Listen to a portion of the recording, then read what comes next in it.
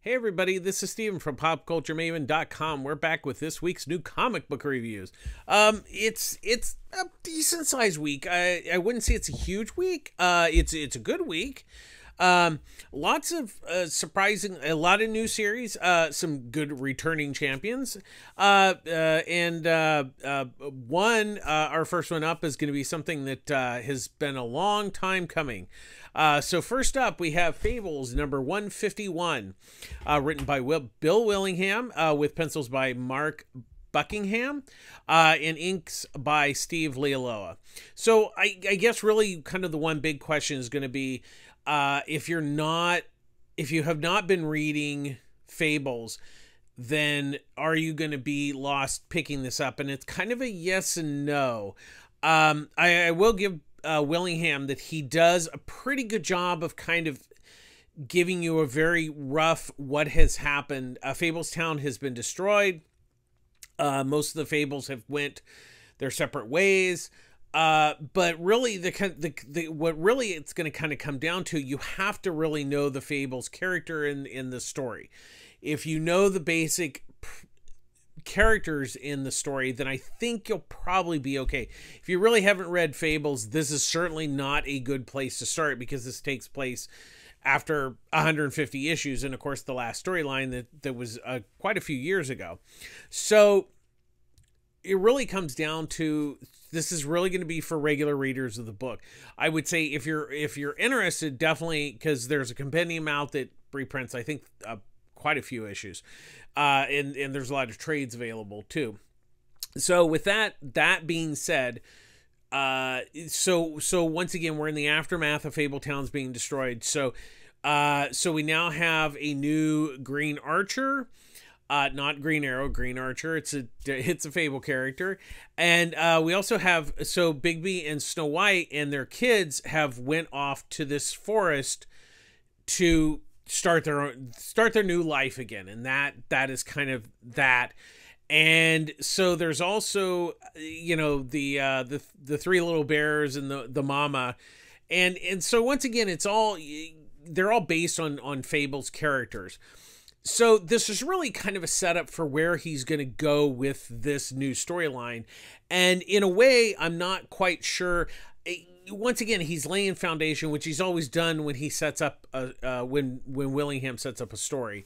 So once again, there's a lot of movement here, chess pieces moving around the board, but we're not quite sure exactly where it's going to go as of this first of these 12 new issues.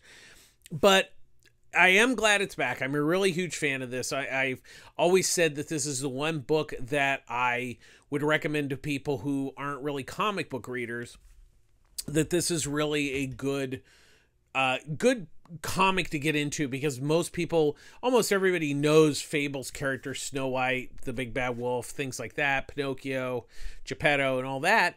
So they have a familiarity with the character, but it's the way that Willingham writes the stories, and that's what has always made it so special. And thankfully, Buckingham and Leialoha are back on the artwork, and it's absolutely stunning. This has been a long time coming. I know they've been working on this for quite a while to get ahead, because I know Buckingham is not the fastest penciler, and I think that's very possible. This could be one of the reasons why we still haven't got the final Miracle Man story that's going to be drawn by Buckingham. But that being said, I'm very excited it's back. Like I said, I wouldn't really suggest this particular jumping on point for new readers. If you're like me and have been reading Fables for years, it's definitely, it's really nice to see them back. I am very excited about this. If you haven't read Fables before, I really recommend that you go back and at least read the first set of storylines, and of course maybe even the last storyline to jump ahead to start this. But once again, it's a great book, but not necessarily for new readers. Next up, we have the Fox Family Values. So there's 3 stories in this. The first one's written and drawn by Dean Haspel. The second story is by Vito Del Sante. Writing with artwork by Richard Ortiz. And then there's a reprint of a story from 1983 written and drawn by Alex Toth. So this is I've been a fan of the Fox. It came back a number of years ago. The Archer superheroes actually were created before actually Archie, so they've been around for quite a while. So a number of years back, I think it was around the same time that they launched the new Archie, that Archie brought back a lot of their superhero characters, and the Fox was one of them. And Dean Haspel was the creator, was one of the main creative forces behind that book. So it is actually nice to see Haspel back. I really enjoyed his run on the Fox, and I like the fact that the way he does the character, where he's kind of like, the best way is kind of describing, he's like Batman, where he has no superpowers, but he just fights crime.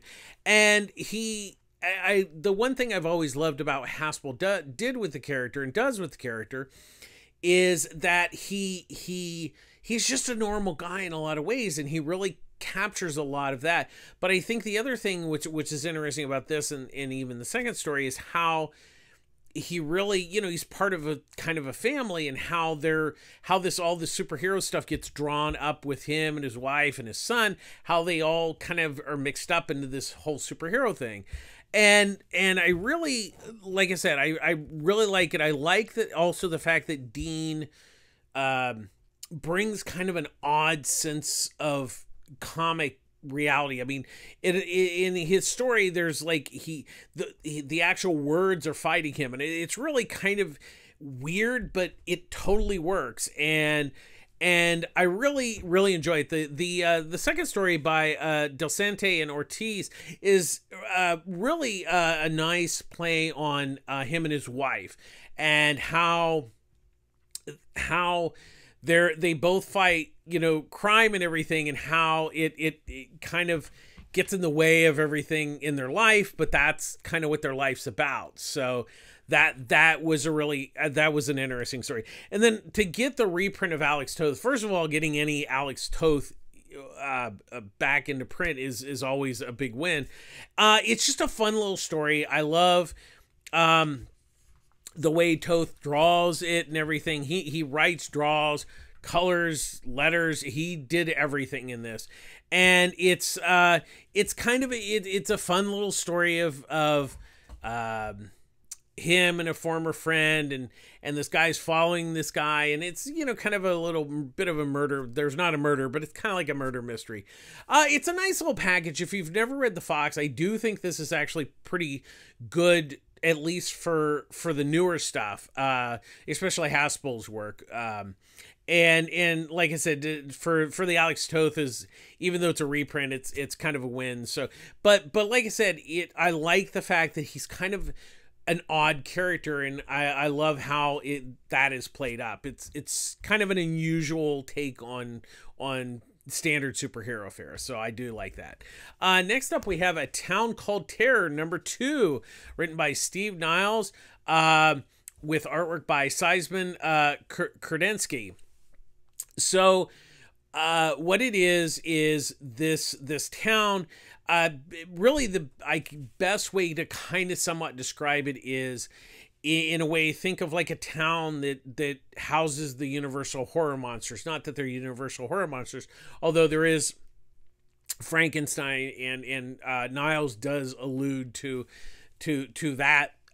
He alluded to that in the first issue, and we kind of see it really take hold in the second issue.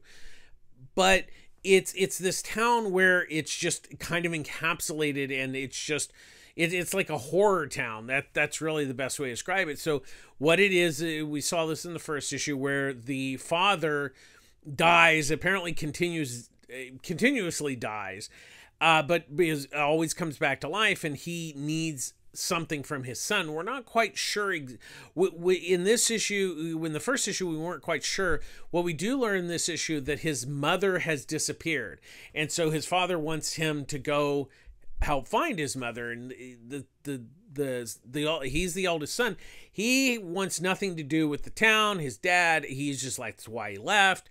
He's pissed off because he was basically kidnapped to be brought back, and his wife doesn't know where he is.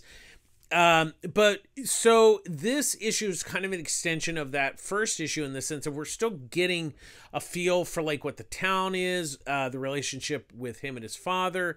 So there's still Niles is still laying the groundwork here, which I do. That's the one thing I do like about Niles' writing is how he really lets the story flow. He doesn't necessarily give everything away, but it's one of those stories that so far is really will wash over you, and I actually like that. And Kredinsky's artwork is really wonderful. I mean, he just really the mood, the coloring, and everything just really just is amazing in this book, and it's just really a great looking book. If you're a horror fan, I really think it's worth checking out. But like I said, just know going in that the pacing on this is a little slower, but not in a bad way, and I actually appreciate that. Next up, we have Nightwing number 92, written by Tom Taylor with artwork by Bruno Redondo. Bruno is back, yes. So what it is so. Nightwing is now at the dedication of the Alfred statue because Alfred had saved up money and gave it to Dick, and now Dick is invested in Boothaven, and so that's really this story is just kind of a continuation of this thread that Taylor's been laying out for quite a while. And I just love this book. I really love this book, and I think one of my favorite things in this particular issue is there's a flashback to when Dick Grayson is young. He's still Robin, and he goes after this group of guys that's attacking this guy, and he basically gets the snot beat out of him. And Batgirl comes and helps him and rescues him. And Bruce told him specifically, don't go in, but it really goes to the core of what Dick Grayson's character is. He's willing to sacrifice himself to save somebody, or to help somebody. And I really love that part of the story, and it really goes to what the one thing I've continuously said about this book is how Tom Taylor is really writing a great Dick Grayson story that happens to have Nightwing in it. And so once again, this is a book I really look forward to every month, and it's just absolutely amazing. And I really can't recommend this book enough, but I would say at this point, don't jump in on these current issues. Go back. There's a hardcover, the first set of stories. It's really a good book, and you really should be checking out.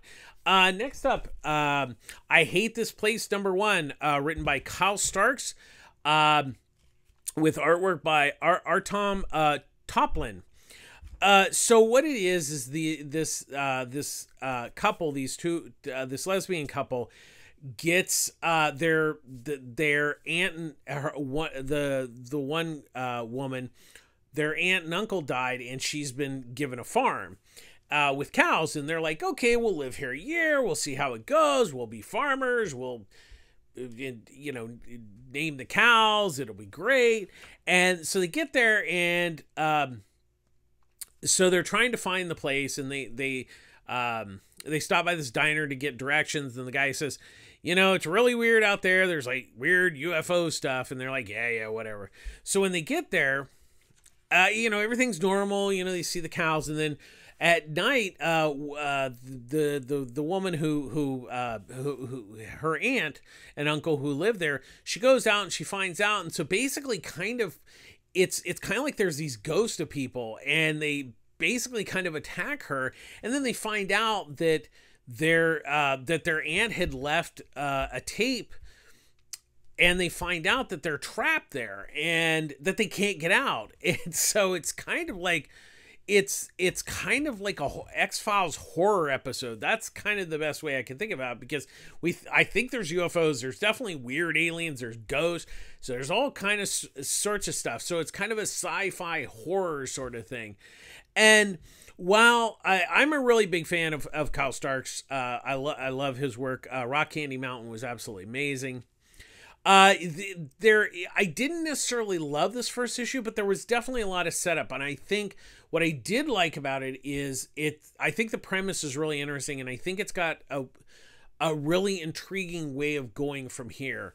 And Topolin's art is actually really nice. It has kind of a very unique look, but it really fits the story. I like how they're not like, it's just the way that he draws the characters. They're not, they just have an odd look about them, but that's what I love, how it's just kind of off center. It's not like, standard artwork, which I think is a really big benefit for this book, that it doesn't have that kind of standard look. It just has a very different look that fits this story quite well. And they're really, like I said, I think this book shows a lot of promise. I think if you like science fiction, or like horror science fiction, I think it's worth checking out. I think the idea was really good.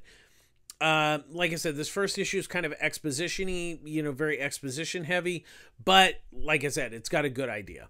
Next up, we have Duo #1, written by Greg Pak, with artwork, with pencils by Koi Pham, and inks by Scott Hanna. So these are new characters in the Milestone Dakota universe. And what it is, it's about this couple who have developed these nanobots that can go in and, repair things and stuff like that. And one of the things that they want to do is kind of use the nanobots as kind of like a mind meld, where people connect their, not only can they fix the brain, but they can kind of connect. So if a doctor knows how to fix something, he can send the nanobots from his brain into like another body and fix the stuff internally without having to use stuff. And so they take it to a big company. They offer him $1 billion, but they turn it down. And then somebody, so what it is, they're at home. Somebody breaks into the house and tries to steal the nanobots, and it ends up they kill the wife, but the guy lives. And where the title Duo comes from, the nanobots actually took her and kind of purposed her DNA, her body, to fix him, to save his life. So now she's a part of him, like in her conscious is a part of him. So that's where you get the Duo. And so the nanobots kind of turn him into a superhero. So that's the basic premise here. And like I said, it didn't really, I did like how Pax sets everything up. Once again, it's a first issue. We got exposition, but I think the pacing on it's really nice and everything. And the other thing I did like was the characters. I think he set up everything really well. You got to know the characters, which is always important. And it's definitely something different for the Milestone universe, which I did like. I mean, it's definitely superhero, but it kind of has a different take, which I do like. The artwork by Pham and Hannah is really nice. It's a good looking book. I think it's worth checking out. I've really enjoyed these reboots of the Milestone books, and of course these are new characters, so this is kind of new frontier kind of for Milestone, so that's also exciting too. So I think it's worth checking out this week. Next up, we have Savage Avengers #1, written by David Pepos, with artwork by Carlos Magno. So what this is, I want to say this, that I'm a big fan. David Pepos has written some really great independent books, and this is one of his first mainstream books. So I always wonder when you have somebody who kind of does their own stuff, then they go to like one of the big two, and how it turns out. I will say he's done a good job here. I don't want to say a problem, but the thing with this first issue, there's, let me count them, 1, 2, 3, 4, 5, 6, 7, 8 characters that are introduced in this book. So the first issue is not only huge, just heavily exposition, but you're introducing every single character in here.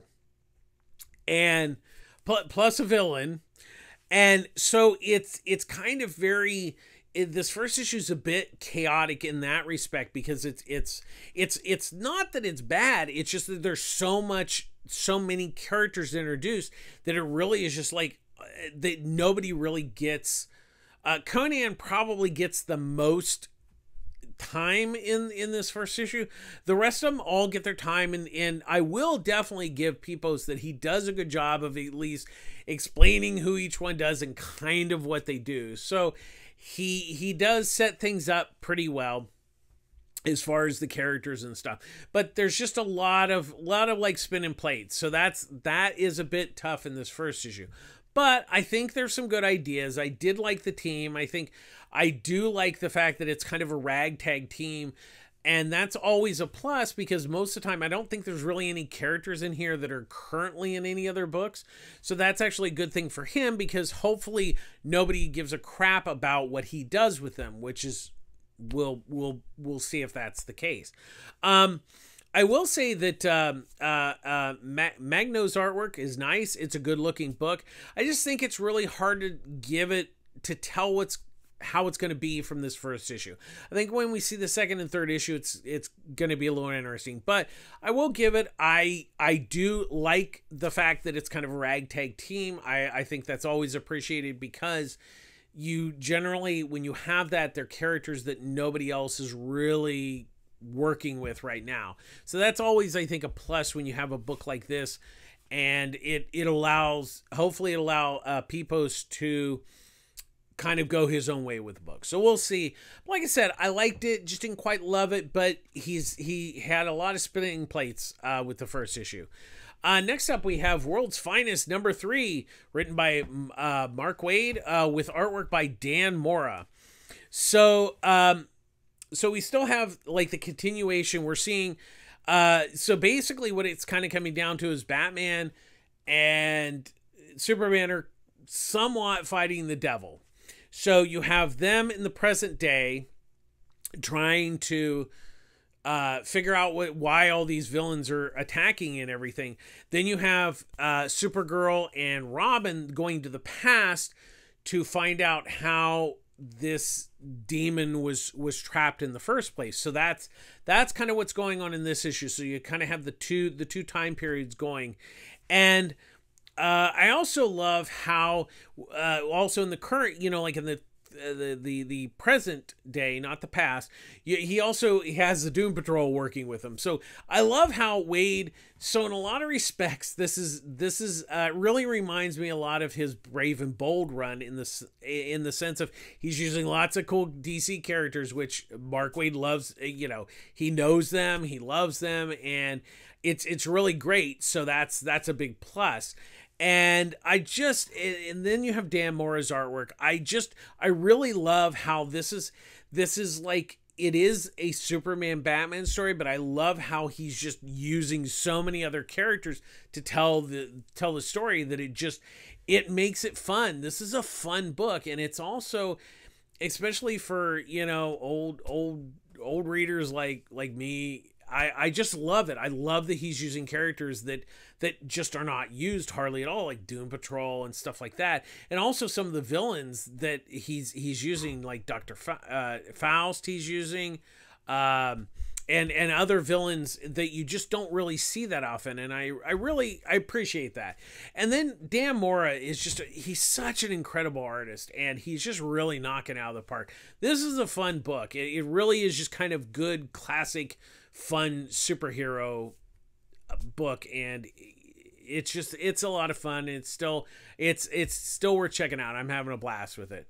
Next up, we have Alice Ever After #2, written by Dan Passian, with artwork by Giorgio Spalletta, who does the London sequences, and Don Passanen, who does the Wonderland sequence. So what it is so you have the London where Alice is now an adult, and her father has committed her to the insane asylum. But so how she gets to Wonderland is, she basically takes drugs like LSD or whatever, to go to Wonderland. That's how she goes. So what's interesting is in the insane asylum is basically run by the Queen, and then you have like Tweedledee and Tweedledum, and you have the other somewhat Wonderland characters that are sort of, they're not pure in the London sequence, but it's definitely, you can see like this is the Mad Hatter and this is stuff like that, but they're not really the Mad Hatter. They're just other crazy people in the asylum. And it's really, the first issue, set a lot of that stuff up. So now the second issue really goes into where now she's dealing with being in the insane asylum and trying to like figure out kind of what's going on. But then there's the juxtaposition of like, her wanting to go to Wonderland. And we know the question is Wonderland real? Is it her imagination? I mean, we don't quite know, which has always been kind of the interesting dichotomy of Alice in Wonderland itself. And so Pansian, I really like the story that he's telling. It's just a really unique, different take on the Alice in Wonderland story. And his artwork in Wonderland is really, really great. But most of the artwork in the book is Spoletta's artwork, which is really just, they're both really good. And I love the fact that they're two different styles, and it makes sense because Wonderland should look a certain way, and basically the real world should look different. And having the two artists do it is really a smart idea. I really love the first issue. I really like what they did with the second issue and how they moved it forward. I still think this is really worth checking out. Next up, we have Thor number 25, written by Donny Cates and Martin Kokolou. There's two backup stories. There's an Amora backup story written by Tom DeFalco, with artwork by Ron Friends penciling and Brett Breeding inking. And then there's a Thor and Loki story by Nadia Seamus, with artwork by Simone D'Armini. So this is the second part of the Banner Hulk, or the Banner Thor War.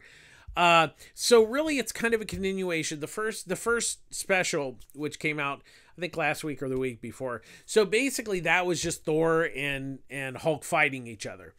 So this one has, it starts off with the Avengers and Iron Man, because Iron Man got his butt kicked by the Hulk in the Hulk stories before this started. So now what's interesting is, so we have Hulk and Thor are, in basically like a war world type situation where they're just battling each other. But the interesting thing is how Odin, who has passed away, is now with Banner inside the Hulk. So there's that whole thing going on. So it's interesting because I wasn't really overly impressed with like the first part of the story, because it was just them beating the snot out of each other, which is kind of neat for a little bit, but it really didn't quite go anywhere. Where I will give Cates that there's definitely a little bit more meat on the bone in this second part of the story. So I'm definitely, I wouldn't say that I'm totally sold on this yet, but I will say the second issue was better than the first issue, because the first issue was just very like just beat him up. The backup stories, I thought the Mora one was interesting by DeFalco and Friends. It was interesting, really an interesting story with her and Odin, which was interesting. And then the Thor and Loki story by Seamus and D'Armini is really a funny story. I don't even want to really give anything away, but all I've got to say is yes, Thor dresses up in drag. That's where I will leave that. Like I said, I'm not necessarily totally sold on this Hulk Thor crossover. I do think the second part of the story is better, so we'll kind of see where Cates takes the third part of the story. So we'll kind of see. So I think it's still on the fence for me. Next up, we have Earth Prime Stargirl number 4, written by James Robinson and Paula Sevenberger, with artwork by Jerry Ordway. So what these are, there have been specials. There's been 3 previous ones, and what they are is they're based on the CW versions of those characters. So that's what this is. So this is the Stargirl and Stripes from the Stargirl television show. The main reason I was attracted to this, because one, I do like Stargirl quite a bit, but James Robinson, who wrote the 90s Starman, is one of the co-writers here, and Jerry Ordway doing the artwork. You sold me with that, because I love Jerry Ordway's art, and he has not really been doing a lot of work lately. And it's really great to see him. He's just a fantastic artist. The one thing I did like about this is, even if you really haven't watched the show, as long as you know who the characters are, it's basically they're going out, they're on a, like family trip, trying not to be superheroes. And it's really interesting. They end up getting, there's a villain from the past, from the Justice Society years, and he basically wants to talk to them, because he's by going to prison, he actually changed his life. He got out, he got married, and just he wanted to thank them for kind of turning his life around by sending him to jail. So it's really just a nice, heartfelt story. I really enjoyed it. It's not, I mean, there's some superhero stuff and everything, but it's a sweet little story. It's not one of those, it's, you're gonna like be blown away by the story, but I just thought it was a nice story for a change. It didn't, and like I said, I think as long as you know who the characters are, it really stands on its own quite nicely. And once again, I go back to, I love Jerry Ordway. He's such a fantastic artist. And this was definitely in his wheelhouse. He drew Justice Society back in the day at DC. He's a really great artist, and I really found this to be a fun little book. And finally, this week we have Spider-Punk number 2, written by Cody Ziegler, with artwork by Justin Mason. So I was really surprised how much I enjoyed the first issue of this. So what this is kind of, it's basically a post-apocalyptic world where these teenagers are. So you have Spider-Man, you have Iron Man, you have Captain America, and then this issue Ms. Marvel shows up. So they're kind of like homemade versions of themselves, but they're like also in a punk band, I guess. And so you have, I think it's interesting because they're fighting Taskmaster and Kraven. Once again, post-apocalyptic versions of, they're all different, same characters, different versions of them. And so this issue picks up with them just beating the snot out of each other. There's basically a big battle this issue. But then they discover a thing where they need to go on a road trip to find out something. I don't want to give away too much of the story. But it's a fun little book. I really have to give Ziegler that it's, once again, he doesn't really change the characters per se. They still have their powers and stuff. I think it's just more of like, it would be like if you became Spider-Man, you have like his powers and his webbing and all that kind of stuff, but you're kind of like still trying to figure out being a superhero. Like it's, and I do like that. I like I said, it's not one of those you're going to go, oh my God, that's the greatest book I've ever read. But it's a good, solid story with just a really different take, but once again, not changing the characters too much. And that's always, I think, an important part, is like, it's okay to do something different with them. Just don't change them to where they're not who they normally are. And Mason's artwork is really good. It has a nice style to it. It's just the style of his art fits a story really well. And it's just a fun little book. I'm like I said, I'm quite surprised by it. It kind of came out of nowhere, and I'm like, I read the first issue and I'm like, this is not bad. And the second issue does a nice job of building on that first issue. So I think it's worth checking out. It's just a nice, different take on Spider-Man, and I like that. That's gonna do it this week. We got through quite a few new ones, but a good week nonetheless. Thankfully, there were no clunkers in the bunch, which is always a good thing. As always, public service announcement: I get all my comics at Pulp Fiction, Pulp Fiction Comics, Long Beach, California. Ryan runs a great store.